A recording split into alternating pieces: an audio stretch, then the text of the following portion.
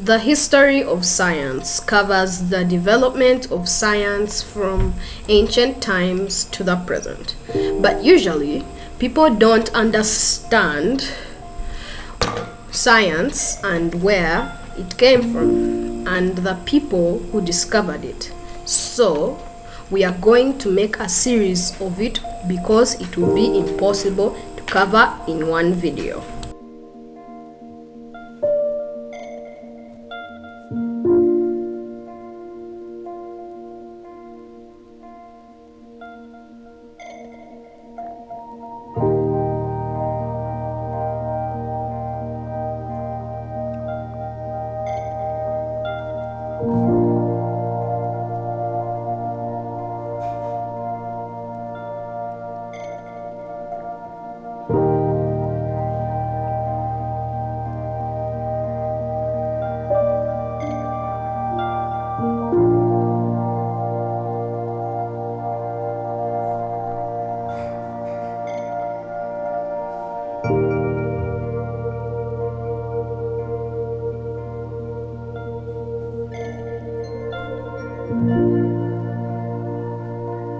The earliest roots of science can be traced to ancient Egypt and Mesopotamia in around 3000 to 1200 BCE. Their contributions to mathematics, astronomy, and medicine entered and shaped Greek natural philosophy of classical antiquity, whereby formal attempts were made to provide explanations of events in the physical world based on natural causes.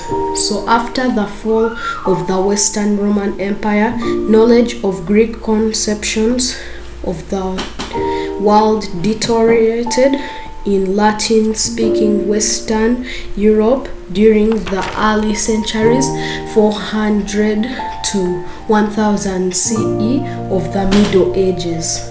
Now it might seem that this narration is boring you. Well, let's try to speed things up, shall we? So now this was the first stage of science and mathematics, but there is a lot more we need to cover, but this is our first video. So it's going to be hard doing all this, but we will still try to make things interesting, fun, and engaging. Anyway, back to the history stuff. The recovery and assimilation of Greek works and Islamic inquiries into Western Europe from the 10th to 13th century revived the learning of natural philosophy in the West. The new science that emerged was more mechanistic in its worldview, more integrated with mathematics, and more reliable and open, as its knowledge was based on a newly defined scientific method. More revolutions in subsequent centuries soon followed.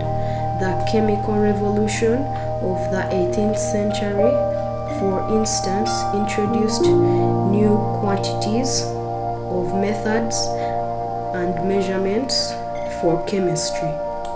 In the 19th century, new perspectives regarding the conservation of energy, age of the earth, and evolution came into focus.